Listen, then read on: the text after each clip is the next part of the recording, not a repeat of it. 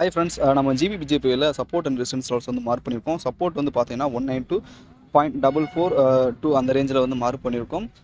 அப்புறம் ரெசிஸ்டன்ஸ் வந்து பார்த்தோம்னா 192.893 அந்த ரேஞ்சில் வந்து மார்க் பண்ணியிருக்கோம். ஓகேங்களா? இந்த சப்போர்ட் அண்ட் ரெசிஸ்டன்ஸ் இடைப்பட்ட டிஸ்டன்ஸ் வந்து பார்த்தீங்கன்னா ஆல்மோஸ்ட் ஒரு 45 பிப்ஸ் வந்து ரேஞ்சில் இருக்குது. ஸோ இந்த ரேஞ்சை வந்து பிரேக் அவுட் பண்ணக்கப்புறம் என்ட்ரிஸ் எடுக்கலாம். என்ட்ரிஸ் எடுக்கணும், நல்ல ஒரு ப்ராஃபிட்டை புக் பண்ண முடியும். நமக்கு வந்து ரெசிஸ்டன்ஸை பிரேக் அவுட் ஆச்சு அப்படின்னா மார்க்கெட் 193.336 அந்த ரேஞ்ச் வரையும் க்ளீனாக போகும். நமக்கு அப்செட் டார்கெட் எவ்வளோ இருக்குன்னு சொல்லிட்டு செக் பண்ணி பார்ப்போம். அப்செட் டார்கெட் ஆல்மோஸ்ட் ஒரு 45 பிப்ஸ் வந்து இருக்குது. அதே மாதிரி சப்போர்ட்டை மார்க்கெட் பிரேக் அவுட் பண்ணுச்சுன்னா 191.976 அந்த ரேஞ்ச் வரையும் க்ளீனாக இருக்குது.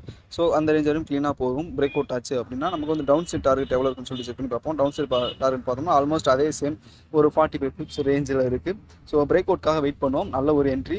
நமக்கான டவுன் சைட் டார்கெட்டும் பார்த்தோன்னா க்ளீன் கேண்டிஸ்டிக்ஸோடு இருக்குது. அப்சைடு நமக்கு இருக்க டார்கெட்டும் பார்த்தோன்னா க்ளீன் கேண்டிஸ்டிக்